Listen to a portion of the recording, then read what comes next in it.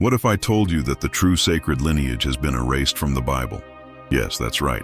What if the blood that runs in the veins of an entire people, marginalized, silenced, and forgotten, is the same blood that ran through kings, prophets, and sacred biblical ancestors?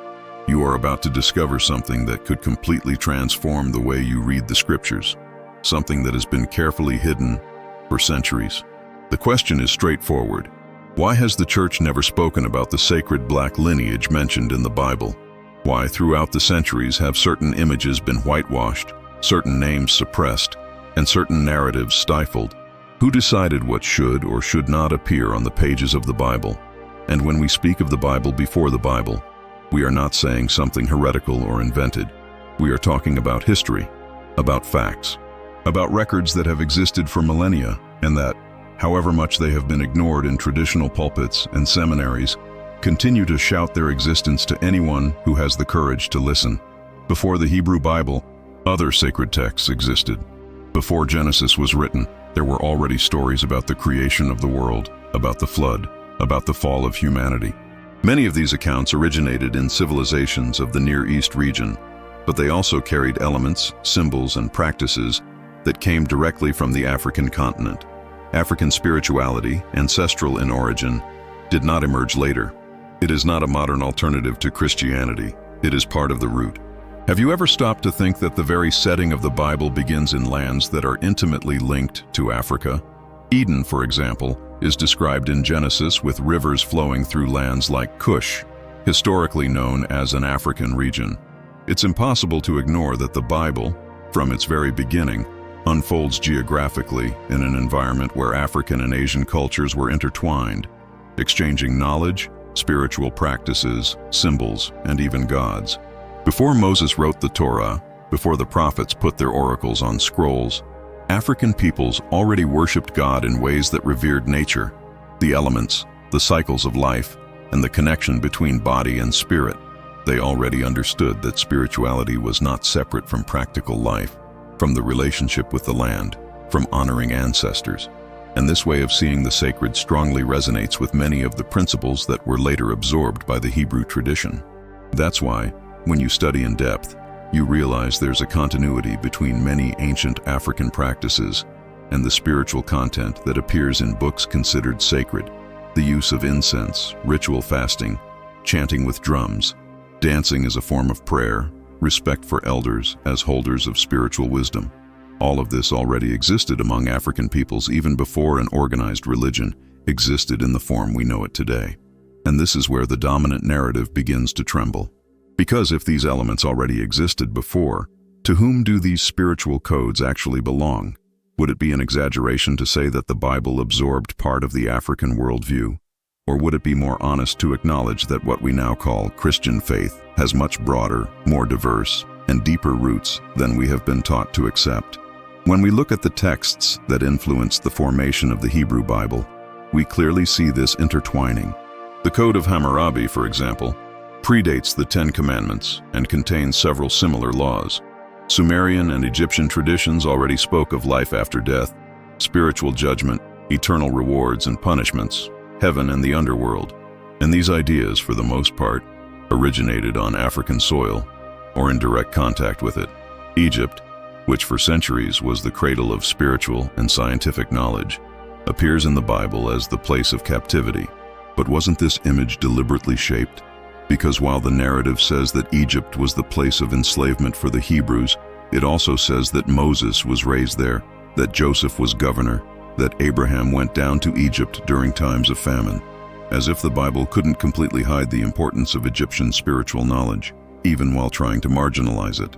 This is precisely the point where we need to reflect more deeply. Was part of the Bible constructed in opposition to African spirituality, or was it shaped by it? But over time, this was hidden to erase any trace of the connection between the children of Africa and the sacred? Because if the oldest records of humanity point to the African continent as the origin of civilization, why do we insist on denying that faith itself also sprang from there? Why do they try to convince us that black spirituality is pagan, dirty, inferior, while they exalt Eurocentric religious models shaped by empires that dominated, killed, and silenced other peoples in the name of God? This is a question that needs to resonate. It needs to be unsettling. It needs to be repeated, because there is a very old project to distort the spiritual map of humanity, a project that has benefited from centuries of colonization, slavery, forced catechization, and reinterpretation of faith to fit within Western molds. And this project hasn't stopped. It continues. It lives on in textbooks, in pulpits, in churches that still depict Jesus with blue eyes, and in schools that talk about Egypt as if it weren't Africa. But the truth that pulsates within every black person who feels that their faith doesn't need to be imported, the truth is returning. It's being restored. And it begins to emerge when we look at the Bible before the Bible. Yes, even before the Hebrew scribes recorded the sacred texts, spirituality already existed. There was already reverence for the sacred. There was already a connection with the divine through nature, music, ancestry, and the communion between spirit and body. There was already living faith, African faith, and for a long time it was the silent foundation upon which others built their temples. If you still feel like a piece is missing from the puzzle of your spiritual journey, perhaps it's because you were taught to ignore your roots. Perhaps it's because you were disconnected from your origin. But now that you're here, now that you're accessing this content with courage, perhaps it's time for you to say out loud, to yourself and to the world, that you want to reconnect with your truth. And if this resonates with you, tell me in the comments, I am spiritually rooted, or my faith has ancestral roots. Or write whatever your heart desires, but write it. Because this, besides showing me that you are with me on this journey, helps this video reach more people who need to hear what has been silenced for so long. And more importantly, who benefited from this silence. Few have the courage to address this topic, because this topic is dangerous. It threatens structures, challenges traditions, and shakes the comfort of the interpretations we've been taught since childhood. But this video wasn't made to please. This video was made to reveal. Have you ever heard of Cush, of Sheba, of Simon of Cyrene? Names that appear in the Bible, but rarely gain prominence in church pulpits. Did you know that many biblical figures are, in fact, of African origin? That Ethiopia is mentioned numerous times as a land of royalty and wisdom? So why does this knowledge never reach the pews of the church? Why are representations of Jesus, Moses, Mary, and so many others always white and Europeanized? Is this just a coincidence or a deliberate historical manipulation? Get ready, because today we are going to bring to light 10 forbidden truths about the Bible and about the sacred black lineage that has been erased from history. This video isn't just about religion. It's about identity. It's about spiritual memory. It's about reclaiming a legacy that was snatched from the hands of a people and buried under layers of theological silence, structural racism, and selective doctrines. And make no mistake, the Bible does indeed talk about black people. It speaks of African kings, of divine alliances made with black peoples, of central figures who came from the African continent. But that story was shelved. Worse, it was distorted. Why doesn't the church teach this? Why isn't this in the Sunday school studies? Why was this part of the sacred lineage banished from the pulpits and replaced with manufactured images? Is the truth too dangerous to be known? Perhaps. But if you've made it this far, it's because you're awake enough to seek this truth. You are not alone. Thousands are waking up to what has always been there, in the scriptures, but has never been clearly revealed. This video is for you. If you feel there's something missing from traditional narratives, deep down, one knows that there is a deeper, more ancient, more true spiritual connection, and that this connection has dark skin, royal blood, and a divine purpose. Now imagine, what if all of this is true? What if the story of salvation is directly connected to African heritage, to your heritage? What does this change? What effect does this have on you? Stay with me until the end of this video, because over the next few minutes, you're going to delve into forbidden territory, a territory of revelations that may shock, awaken, and disturb, but that you need to know about. And in the next segment, we'll begin by revealing who the first black people mentioned in the Bible were, and why their presence is as powerful as it is forgotten. But before we move on, I need your participation here. If this topic has already affected you so far, if you've ever felt that inner unease, or that spark of revelation, then comment below. Do you believe the church hid the true sacred black lineage from the Bible? Your opinion is fundamental, because this channel is a space for awareness, exchange, and truth. And your comment can open the eyes of other people who are going through the same awakening. Don't watch this video passively. This content was created with a lot of research, courage, and spiritual intention. And if it's bringing you value, show it by liking it right now. Clicking like helps this video reach more people who need to hear what you're hearing right now. And of course, if you're new here, subscribe to the channel and turn on notifications. We're just beginning a series of videos that will break paradigms, restore identities, and unleash truths buried for centuries. This is more than just content, it's a mission. And if you've watched this far, it's because you're part of it too. Shall we begin? Then take a deep breath, because now we are going to start revealing the first great hidden truth of the scriptures.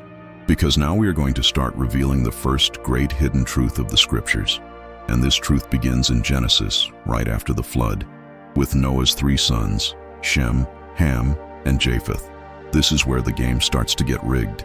When you hear that name, Ham, you might not directly associate it with Africa, but Ham is precisely the direct ancestor of the African nations. He is the father of Cush, Mizraim, Put, and Canaan. Cush gave rise to the region we know today as Ethiopia. Mizraim is the Hebrew name for Egypt, and Canaan, well, you know the weight that name carries. But consider this. Why are these names, which appear prominently in the very first chapters of the Bible, almost never mentioned in church sermons? Why are we so often led to believe that the history of salvation began with Israel and ended in Rome, as if the rest of the world, especially the black world, were merely a decorative backdrop? The answer may be painful, but we need to talk about it. We need to face the fact that sacred history has been whitewashed, intentionally, repeatedly, strategically. The traditional narrative, the one many learn in catechism or Sunday services, focuses almost exclusively on the sons of Shem, the patriarch of the Semitic peoples, the lineage of Abraham, Isaac, Jacob, the prophets, the kings of Israel. They are all part of this lineage.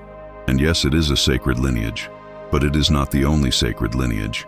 Ham was also blessed by Noah before any curse was pronounced upon Canaan. Moreover, it must be said clearly, the curse was upon Canaan, not upon Ham. For centuries, ill-intentioned theologians, especially during the period of slavery, distorted this passage to justify the subjugation of African peoples. They said that the descendants of Ham were cursed to serve others. This is not only theologically wrong, but spiritually criminal. Cush, the son of Ham, is mentioned several times in the Bible as a strong, valiant, and blessed people. Have you ever stopped to think about why Ethiopia is mentioned in the Bible with such reverence? In Amos 9:7, God says, "Are you not like the Ethiopians to me, people of Israel?" This question from God shows that he recognizes the spiritual dignity and sacred role of that people. There is no inferiority here. Rather, there is a direct, profound spiritual relationship. Furthermore, when we read about characters like the Ethiopian eunuch in the Acts of the Apostles, we see a devout man who sincerely sought God, even though he was a foreigner. Philip, guided by the Holy Spirit, approaches him to reveal the gospel. This was not random. This was symbolic. This was prophetic. What we have here is a powerful black presence that runs throughout the Bible from Genesis to the New Testament, but which has been erased by the Eurocentric lenses that have dominated theological studies for centuries. The history of salvation has deep roots in African soil. But why isn't this taught? Why isn't this celebrated? The answer always comes back to the same structure: control of the narrative. During the colonial period, many missionaries and religious leaders were aligned with the political interests of Europe. It was necessary to justify slavery, exploitation, and domination. And the Bible was used, or rather manipulated, to legitimize all of this.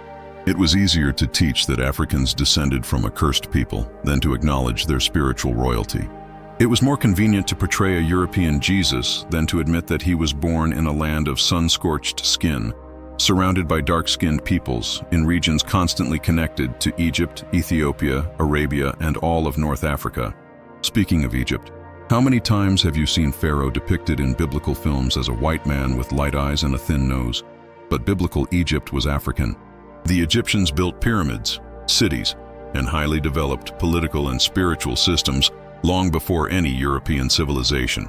The Egypt of Moses, of Joseph, of the refugee boy Jesus, was black. The original Egyptian ethnicity, as described in the Bible, had absolutely nothing to do with the Hollywood representation we've become accustomed to accepting. The people of Cush were both respected and feared. The prophet Isaiah speaks of them as a people of tall stature and powerful appearance. Isaiah 18:2. Nebuchadnezzar, king of Babylon, mentions the strength of the Ethiopian armies. The book of Jeremiah 13:23 even recognizes the Ethiopian's skin color as a symbol of unalterable identity.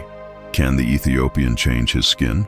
This verse has been used for centuries to humiliate, but if read with the right eyes, it shows that God created this identity with purpose, and it cannot be erased. That's why we need to retell this story, not to fight with religions, but to restore the truth that has been corrupted. The sacred black lineage is not a modern invention, it is not a conspiracy theory, and it is not forced historical revisionism.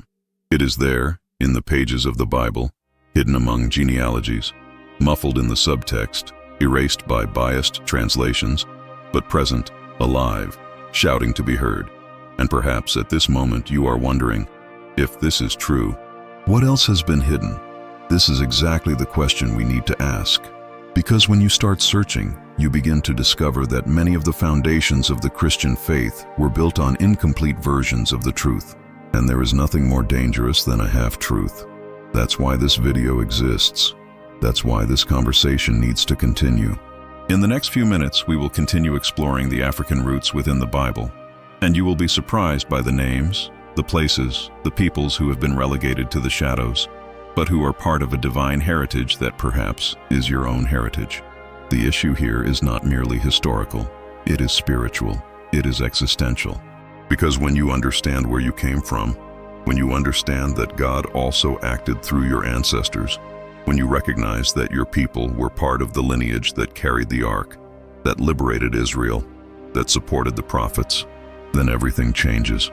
You no longer feel out of place. You feel called. You feel included.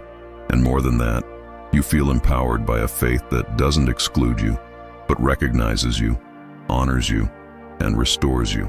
And that's what we're going to keep talking about.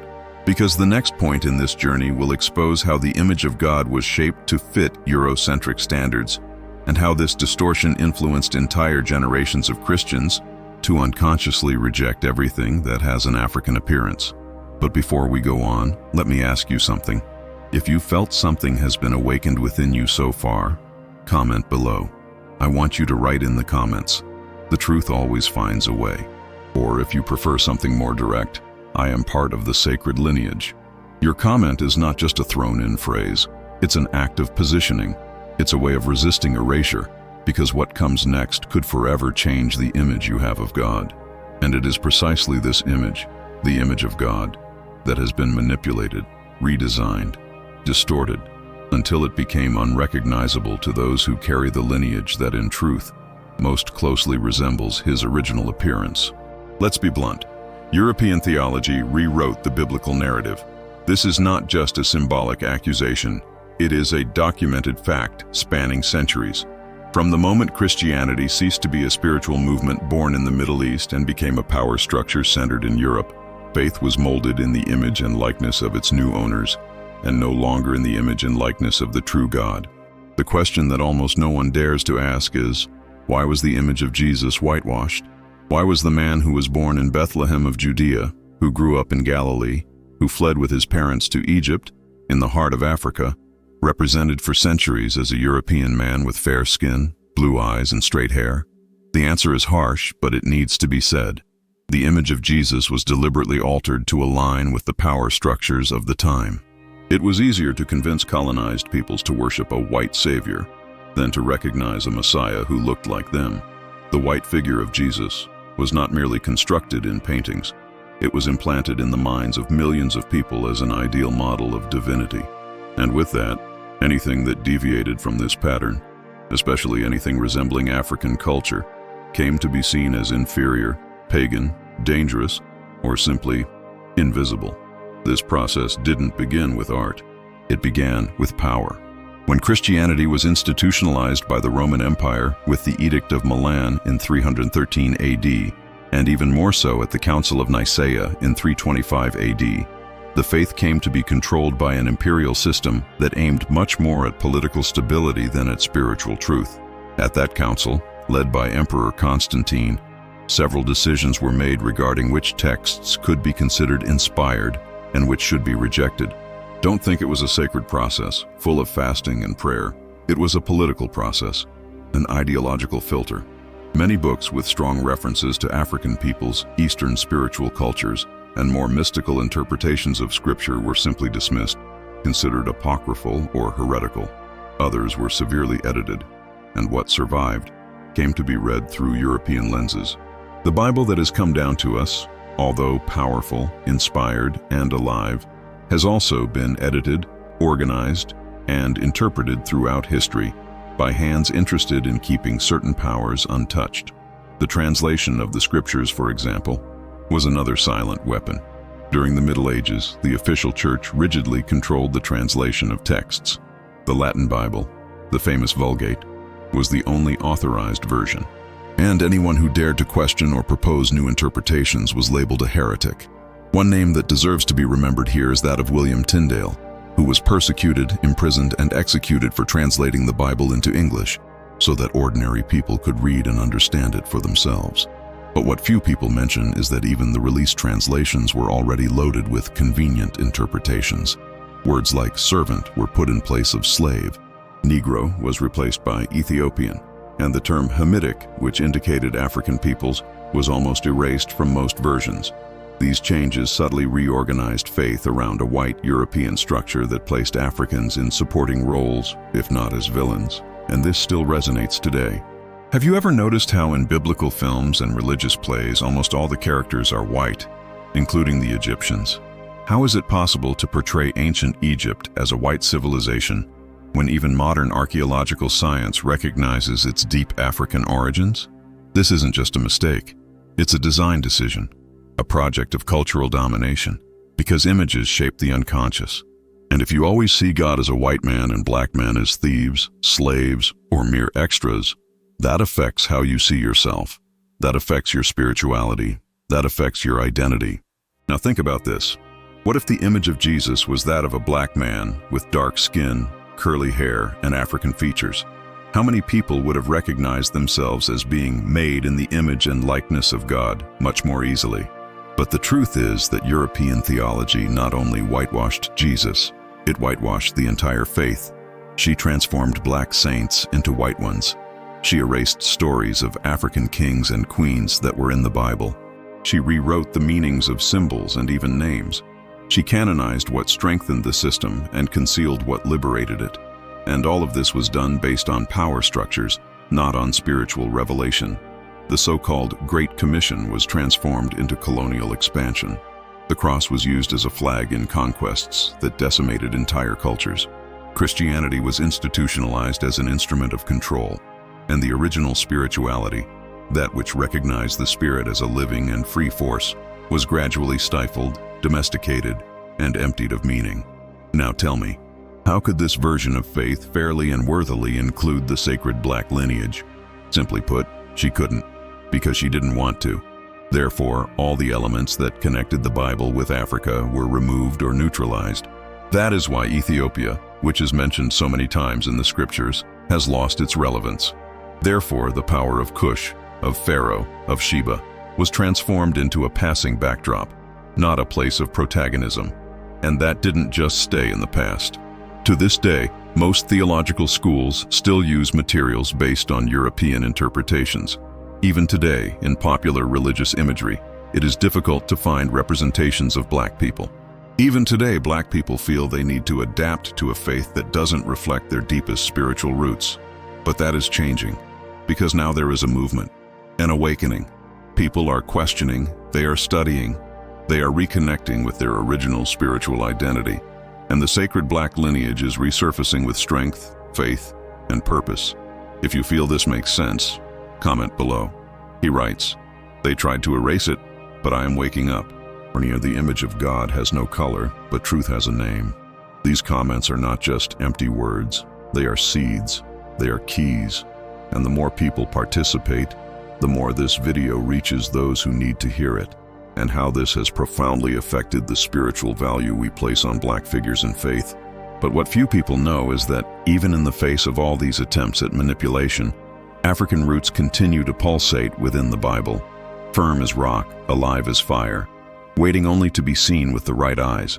The African connection in the biblical narrative is more than presence.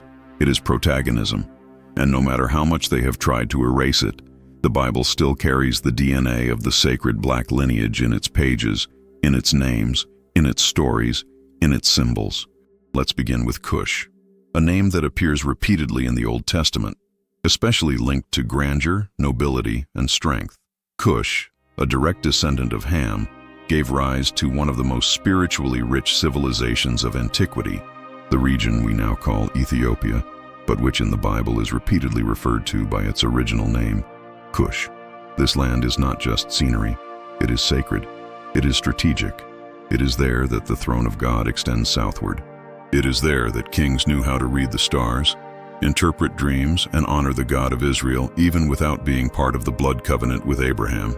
At many points, Cush appears as an ally of Israel, at others as a spiritual contrast, but never as an ignorant, barbaric, or insignificant people, as has so often been taught in modern doctrines. In books like Zephaniah and Isaiah, God speaks directly about the Cushites with honor, and that says a lot. But why have you never been taught this with emphasis? And Nubia, so often forgotten in theological studies, is another ancestral pillar that needs to be rescued. Nubia was a powerful African kingdom with armies, palaces, and an advanced spiritual system that directly interacted with Egypt and with the Semitic peoples. From there emerged leaders, generals, and priests. And contrary to the primitive image painted for us, they were not naked in the forest. They were seated on thrones, governing with wisdom, surrounded by libraries, astronomical maps, and moral codes transmitted orally for generations. When the Bible mentions kings who came from the south, it is often referring to these black men of proud bearing and profound spirituality. And how can we not talk about the Queen of Sheba? This woman is one of the greatest icons of African spiritual royalty. And yes, she appears in the Bible. She heard of Solomon's wisdom and crossed deserts, caravans, and continents to meet him. But her visit was more than curiosity. It was a prophetic connection. The Bible says she asked difficult questions, tested the king with riddles, and offered gold, spices, and knowledge. Sheba was not a follower. She was an equal before the wisest king who ever lived. And that's not all. There are traditions, outside of the canonical texts, that suggest that from this union between Solomon and Sheba, a lineage was born that remained on the thrones of Ethiopia for centuries, even being legitimized as a Davidic lineage, that is, with direct roots in the messianic genealogy. This is in historical records, in forgotten books, and even in the songs of the Ethiopian people. But when was the last time you heard a pastor talk about this? Now let me take you to the New Testament. Many think that the African presence ends in the ancient books, but the truth is the opposite. At the most crucial moment in Jesus' life, an African man was called, perhaps chosen, to carry the cross. Yes, Simon of Cyrene, a dark-skinned man from the North African region, was the one who placed his shoulders beneath the wood where the Son of God would be crucified. And this cannot be a coincidence. Think about it. Among hundreds of people in that place, why would the Roman soldiers choose an African man to fulfill that role? What if it was symbolic? What if the weight of the cross being carried by an African represents the spiritual responsibility that the continent has carried since the beginning? What if God once again was using black people to manifest his glory, not by chance, but by destiny? The oldest iconography, made by early Christians in North Africa, depicts this moment in detail.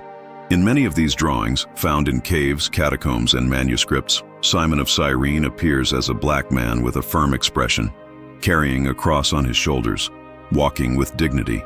These representations have disappeared over time, or rather have been deliberately forgotten as the white narrative took over the pulpits and publishing houses. If you had access to old maps, you would see that the root of Christianity did not begin in Rome, as many say, but spread forcefully first in Egypt, then in Ethiopia, then in southern Arabia. Black missionaries were the first to preach the gospel in regions such as Carthage, Nubia, and Axum. This is all recorded, but rarely taught. Why? Because acknowledging that the Christian faith was nurtured, protected, and spread by Africans even before reaching the European continent dismantles centuries of propaganda. It shows that black spirituality is not imported, it is original. It shows that the Bible is not a foreign book for African peoples. It is an ancestral book, and the more you delve into it, the more you realize how everything is connected. The story of salvation cannot be told without Cush, without Sheba, without Cyrene. These names, these people, these territories are not there as decoration. They are invisible pillars of a history that is only now beginning to be restored. That's why I'm telling you. You may have been taught to see yourself as a spectator, but you are part of the sacred lineage. You may have learned to doubt your place within the faith, but that place has always been yours. Their people were present in the palaces of Solomon, in the caravans of the Magi, in the streets of Jerusalem, and in the most striking scenes of Christ's passion. All of this is not just part of history, it's part of you. If this part of the video spoke to your soul, write in the comments now. The black lineage is in the Bible, and it's in me. Or if you want to be more direct, I carry the faith of my ancestors. And remember, your comment helps this content break the algorithm's silence and reach more people who need this truth. We're back in action with strength, light, and purpose. But now let's touch on a point that for centuries has been used to justify the worst atrocities against black people, and which still echoes today, even if in a disguised form, in religious discourses, sermons, and the subtext of doctrines. I'm talking about the so-called curse of Ham, one of the greatest theological distortions in human history, a lie disguised as biblical interpretation, a spiritual scam that has spanned generations, justifying slavery, racism, and marginalization, and which needs to be unmasked once and for all. Let's get straight to the point. After the flood, Noah plants a vineyard, gets drunk, and Ham, his son, sees his father's nakedness. The biblical text is quick. He warns his brothers, and Shem and Japheth cover their father respectfully. When Noah wakes up and realizes what has happened, he utters a curse. But note well, he doesn't curse Ham. He curses Canaan, who is only one of Ham's sons. This detail is crucial because for centuries, white theologians, especially during the period of European colonization and transatlantic slavery, distorted this verse to say that the curse had fallen on all of Ham's descendants, that is, on Africans. This interpretation is not only theologically weak, it's completely manipulative. The curse of Canaan was a specific judgment, and even then, it wasn't about eternal racial slavery, but a conflict between peoples. Still, this was used as a spiritual basis to legitimize centuries of slavery and subjugation of black people, as if God had ordained it. But let's be clear here. God never cursed the lineage of Ham. The Bible never states that. This was a construct made by men who wanted to justify the unjustifiable. And throughout history, this theology of the curse has been used in treatises, sermons, official documents, and speeches to convince kings, queens, priests, pastors, and the faithful that black people were inferior by nature, and that their condition as slaves was, in fact, a divinely sealed destiny. And that's where we enter a dark but necessary territory, the alliance between European theology and institutionalized slavery. The Bible, that sacred book that should have been a source of liberation, justice, and love, was transformed into chains, shackles, and whips. God's name was used as a stamp to authorize slave ships, and the cross was raised above the masts that crossed the oceans carrying chained black men, women, and children, under the pretext that it was all part of the divine plan. Can you imagine the spiritual weight of that? Black men with their tongues cut out, forced to pray in a foreign language to a whitened God who, according to the slave owners, had condemned them since the time of Noah. Black women raped in the name of Christian civilization, children forcibly baptized with European names, losing the sacred sound of their ancestral names, and all this wrapped in verses, in speeches about obedience, servitude, and submission. This is not the gospel. This is theological violence. And the cruelest thing is that, over time, this lie has infiltrated the structure of faith so deeply that even today, in many churches, it continues to echo. You may no longer hear a pastor openly say that the curse of Ham falls upon black people, but you perceive it between the lines, in the absence of protagonism, in the refusal to accept African spirituality as legitimate, in the silencing of black theologians, in the resistance to recognizing the sacred presence of blackness in biblical history. And this causes profound damage. Because when you believe that your people have been cursed by God, you begin to doubt yourself. You begin to believe that suffering is deserved, that pain is part of the plan, that heaven isn't for now, and maybe not even for you. This sickens the soul. This suffocates faith. This destroys identity. But let me tell you something. Looking into your eyes spiritually now, you are not cursed. You are descended from a sacred lineage. You are not the result of divine punishment. You are an heir to divine promises. The curse they cast upon your people did not come from God. It came from wicked, power-hungry men who used God's name in vain, and who, as it is written, will be judged for it. When we understand this, something changes within us. A key turns. A veil is torn. Because you begin to realize that everything you were taught about being small, inferior, secondary, all of that was a strategy to keep you away from your spiritual heritage. And that is why this part of the story needs to be told firmly. Because as long as this narrative remains hidden, thousands of people will continue to live under a curse that did not come from heaven. It came from historical oppression disguised as religion. But the time of ignorance is over. The time of silence is over. We are in a new time, a time where truth shouts, where identity is reborn, where the sons and daughters of Ham, of Cush, of Sheba, of Cyrene rise up to say, "We have always been here, and we are not the fruit of a curse. We are a manifestation of God's glory." And this awakening is unsettling, because it liberates, it breaks chains, it dismantles centuries of well-told lies. Now answer me honestly. How many times have you heard this explanation in your church? How many times have you been taught that the curse of Ham was used to justify the enslavement of your ancestors?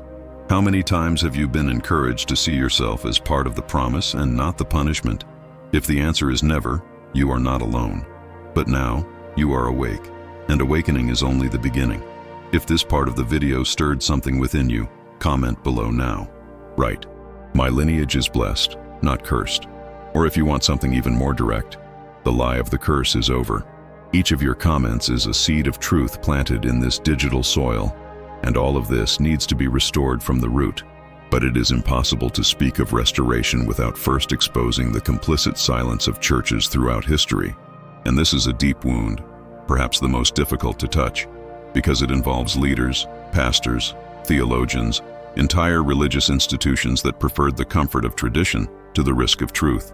And however painful it may be, we need to say it. Many of those who should have been spokespeople for justice were, in fact, complicit in the erasure. Think about it.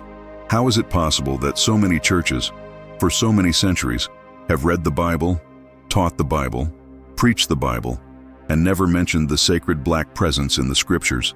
How could names like Cush, Sheba, Mizraim, Simon of Cyrene, the Ethiopian eunuch, the kings of Nubia, the Ethiopian faith, ancestral spirituality, all of this have passed by as if it were a detail, as if it were irrelevant? Was it forgetfulness, or was it a choice? And here we need to be courageous. The truth is that many religious leaders knew, many scholars knew, many theologians knew, but they chose silence. They chose to maintain the narrative. They chose to protect the system instead of liberating the people. In many churches, speaking about the sacred black lineage is still seen as heresy. Black theologians are often discredited, ignored, and even accused of politicizing the faith, as if claiming a fair ancestral reading, faithful to the roots of the biblical text, were an act of rebellion, not reparation. And the saddest thing is that this silence is not neutral. It is fraught with consequences. Because when the church chooses not to speak, it allows other voices to construct lies. When the church remains silent about African spirituality, about black characters in the Bible, about the role of Ham, of Cush, of Ethiopia, of Egypt, it opens space for these truths to be replaced by stigmas. And the result is what we see to this day: black people growing up within the church without knowing they are part of the biblical narrative.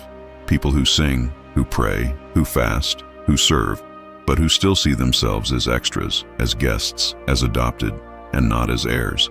And this is a direct result of omission. I want you to think now about the churches you've attended, the services, The sermons. How many times have you heard about the spiritual history of Africa from a perspective of honor? How many times has a pastor stood in the pulpit to say, in no uncertain terms, that Black people are part of the promise, the sacred genealogy, the divine presence in the scriptures? The problem is that many leaders are afraid to confront the system that feeds them, afraid of losing members, support, funding, afraid of seeming political. But what's at stake here isn't politics. It's spirituality, it's identity, it's truth. And the truth can't continue to be postponed because it's inconvenient. And when someone does stand up to speak, it's usually someone who comes from the theological periphery, from the margins of the system, from the pain of exclusion. They are Black theologians who, even without access to the big stages, are writing, researching, teaching, warning, even when no one wants to listen. I remember a striking excerpt from an interview with one of these theologians, a Black Christian man with decades of study. He said, "The church's silence on the presence of Black people in the Bible is not ignorance, it's strategy." He continued, "Because if you acknowledge that Black people are part of the sacred lineage, then you have to change everything. The liturgies, the images, the heroes, the symbols, the way the faith is taught, and not everyone is willing to pay that price." These words tore me apart inside, because that's exactly it. Talking about Black lineage isn't just about changing the content. It's about changing the center. It's about recognizing that God isn't bound to a European standard of divinity. It's about returning the sacred to its place of origin, the diversity of creation. Another testimony that struck me was from a Black pastor who, after years of serving in silence, decided to break with her silence. She recounted how, for decades, she taught about Moses, David, Peter, and Paul, without ever mentioning the race of any of them, until one day, a child from Sunday school asked, "Pastor, why is everyone in the Bible white?" That innocent question caused her to crumble inside, because she realized she was feeding the same system that excluded her. And that day, she decided to start telling the truth, even knowing that some would leave, that others would criticize, that the system might reject her. This is the kind of courage that is lacking in many pulpits. Courage to say that the Christian faith was not born in Europe. Courage to acknowledge that the image of Jesus has been whitewashed. Courage to break with colonial theology. Courage to call biblical characters by the names and skin tones they had. And yet, even with so much silence, a flame is burning. In small churches, in study circles, in podcasts, in videos like this one, the truth is being restored. Black theology is rising up like an ancestral cry. And this cry doesn't come from anger. It comes from justice. It doesn't come from division. It comes from reconciliation. Because we don't want a European faith, nor an African faith. We want the true faith, the faith that is born of the Spirit, and that recognizes all peoples as part of the promise. The faith that does not erase, that does not manipulate, that does not exclude. The faith that reconnects with the origin. If you've made it this far, you've probably already felt it inside you. That flame, that restlessness, that desire to see the church that teaches the complete truth, that looks at you and says, "You are part of the lineage. You always have been." We are the ones who have kept silent. If this resonated with you, write in the comments right now, "The silence is over." Or, if you want to be even more firm, declare, "I am the voice that the church silenced," and how it manifests itself even today as a sign of God's living promise. Because even in the face of all this, the erasure, the slavery, the racism disguised as religion, the theological manipulation, the silence of the churches, there is something they have never been able to erase: the spiritual strength of Black people, a strength that does not come from structure, nor from formal liturgy. It comes from the soul. It comes from the blood. It comes from the ancestral memory that crosses centuries, continents, shackles, and deserts without ever being lost. This spiritual force is the legacy that no chain has been able to break. It pulsates in every drumbeat, in every psalm sung with tears, in every song of resistance in the slave quarters, in the mountains, in the quilombos, maroon settlements, on the slave ships, and even in the alleys of the cities where a living, strong, resilient faith is still cultivated today. It is impossible to speak of the sacred Black lineage without acknowledging that Black people carry within themselves a spirituality that survived hell.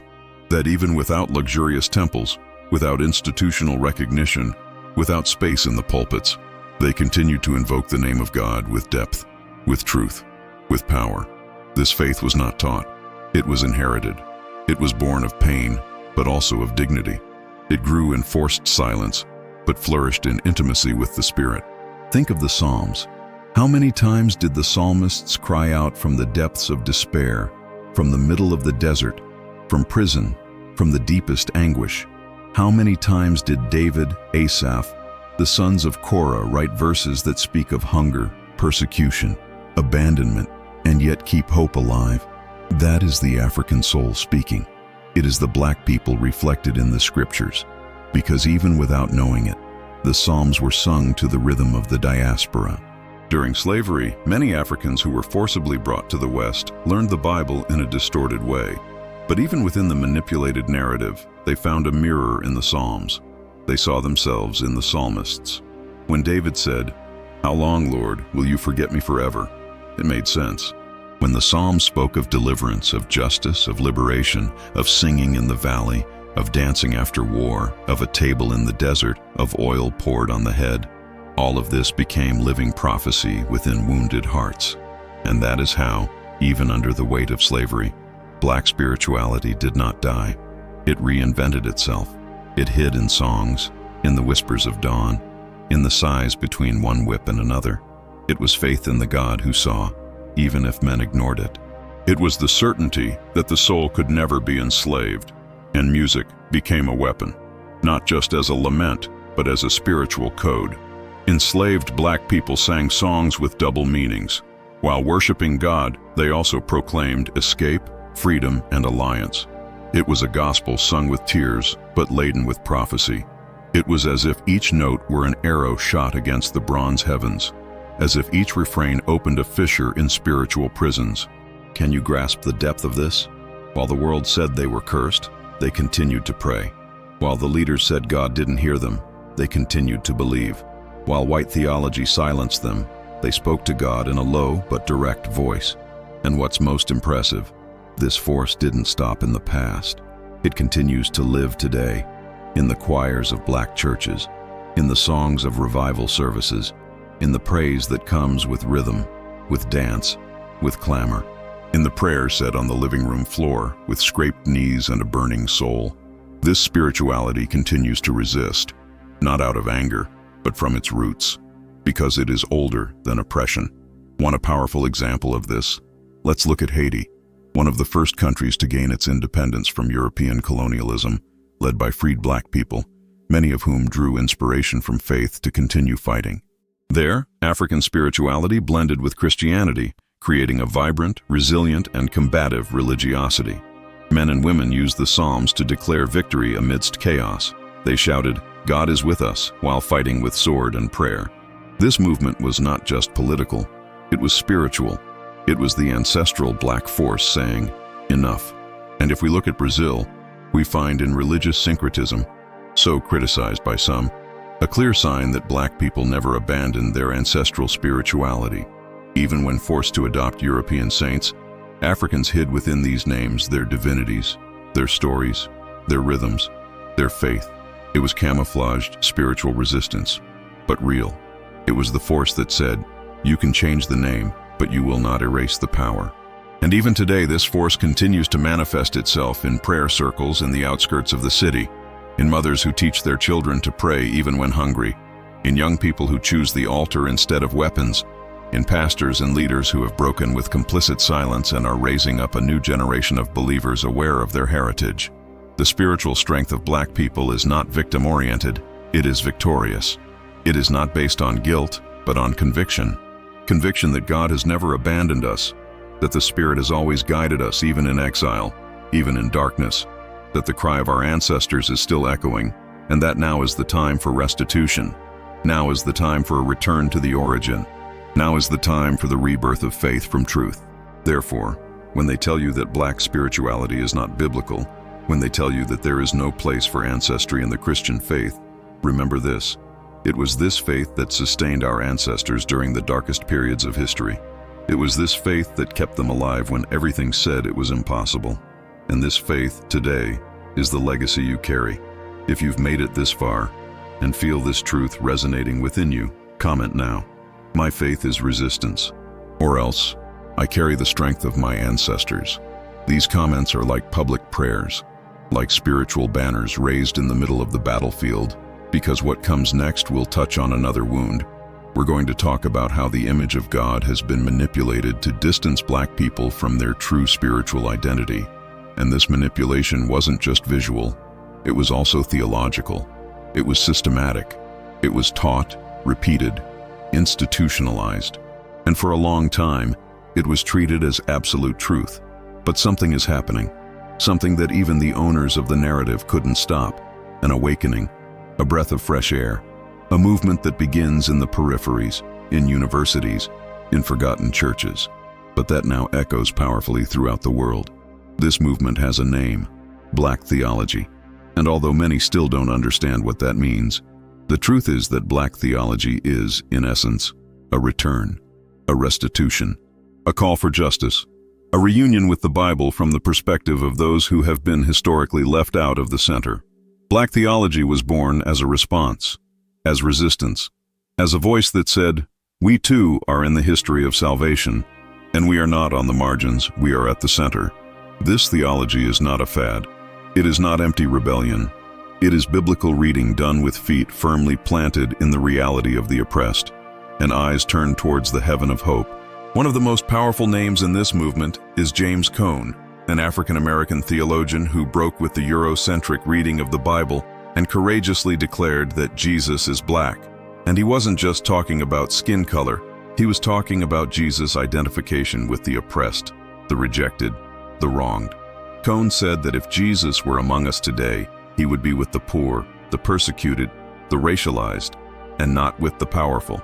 This statement shook everything up, because for the first time, in an academic and prophetic way, someone looked at the scriptures and said, the God who became flesh did not come to maintain structures, he came to liberate. And this paved the way for an entire generation of thinkers, preachers, activists, and scholars who began to reread the Bible with different eyes, with eyes washed by the tears of their ancestors, with eyes attentive to the truth hidden for centuries. Cone was just the beginning. Others followed. Many followed. Because Black theology is also feminine, it is also collective, it is also popular, and it gained space in universities, in seminaries, in independent churches, in conversation circles, in alternative services, in videos like this one. And more than space, it took root, because it doesn't just speak to the mind, it speaks to the wound, and it heals. Another important thinker in this shift was Gustavo Gutierrez, a Peruvian theologian who does not directly identify as a Black theologian, but whose liberation theology helped pave the way for this spiritual reinterpretation of the excluded. Gutierrez said that God has a preferential option for the poor, and in declaring this, he planted a seed that flourished in the most diverse contexts of oppression, including structural racism. This bridge between economic, social, and spiritual liberation connected with the suffering of Black people worldwide. Because where there is forced poverty, where there is silencing, where there is stigmatization, there is a need for liberation. And the Bible, when read through the eyes of justice, is a manual for liberation. Black theology doesn't want to destroy Christianity. It wants to purify you. It wants to liberate you from European captivity, from colonial shackles, from interpretations that portray God as an ally of empires.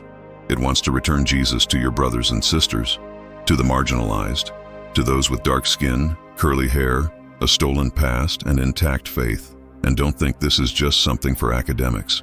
Today, we have popular preachers, leaders from the outskirts of the city, Black women, young people from the favelas, who are immersing themselves in the Word with this new lens. They are reading the scriptures without fear. They are seeing Egypt as Africa. They are recognizing Cush as their origin. They are connecting the cross with the tree trunk and suffering with hope. It is a movement of return, of reconnection with ancestral spirituality. Black theology reclaims symbols. It reinterprets passages. It shows that the biblical characters were not European, but rather Eastern, Semitic, African. It shows that God's revelation was never the property of one continent, but has always been a manifestation for all peoples. Contemporary theologians such as Alan Bosak, Renita Weems, Kelly Brown Douglas, and here in Brazil, names like Renilson Pacheco, Vilma Reis, Valeria Vilhena are writing with courage, depth, and spirituality.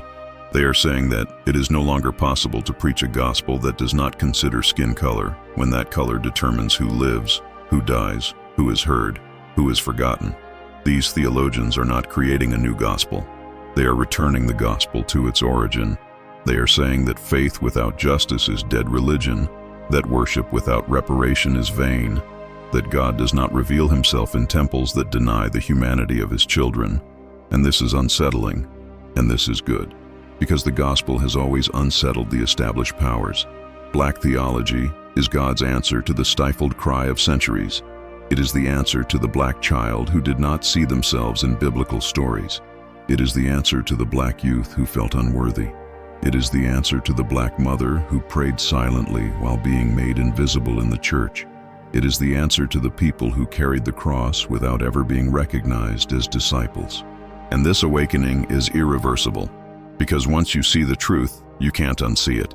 Once you see yourself within the biblical narrative, you can no longer accept a place of spiritual servitude. Once you understand that your faith comes from afar, that your ancestors prayed, danced, cried out, and communicated with God more deeply than many teachers, you take your stand, you occupy, you teach, you liberate. This movement is spreading on social media, in churches, in debates, in study groups, in alternative worship services. And it doesn't depend on anyone's permission, because it comes from the Spirit. And where the Spirit of the Lord is, there is freedom. If this makes sense to you, comment below now. I am part of the awakening. Or write, Black theology set me free. Or even, the word is also my inheritance. Your comment strengthens this current of revelation. It helps show the algorithm and the world that this truth needs to be heard, and how you can be an active part of this restoration. But now, I want you to stop for a moment. Take a deep breath. Close your eyes if you need to. Because what I'm about to ask you isn't just an intellectual provocation. It's a call, a concern, a whisper that could become a scream within your soul. What if it's true? Yes, think about it. What if it's true that you are descended from a forgotten lineage, erased, silenced for centuries? What if everything you've been taught about your history is incomplete, or worse, manipulated? What if within you there is more than just a believer trying to please God? What if there is an heir, an heiress, a chosen one from before the foundation of the world? What if you are not an accident of faith, but part of an ancestral purpose? This question isn't about racial pride, nor is it about identity vanity. It's about reconnection, about looking inside yourself and finally understanding why you never fully fit into the narratives you were given. Why, even within religion, you felt something was missing, that there was a part of history that seemed omitted. Why your soul yearned for something that sermons couldn't reach. What if that emptiness was an echo of its origin? What if the reason you're hearing this right now, at this very moment, isn't a coincidence? What if you're being called to wake up? Think about the times you read the Bible and felt there was something more behind the text. Think about the times you looked in the mirror and wondered why your story always seemed to begin with pain, slavery, resistance, and not with glory, blessing, and promise. Think about the times you entered a temple, prayed, worshiped, sang, but still carried within you the feeling that your presence there still needed to be justified. What if all of this is the consequence of a lie that has been told for generations? What if the truth is that you are part of the sacred black lineage of the Bible? What if your skin carries the memory of forgotten prophets, silenced kings, faded queens, and psalmists who sang from the desert? What if the blood that runs in your veins is the same blood that passed through Cush, Sheba, Cyrene, and Mizraim?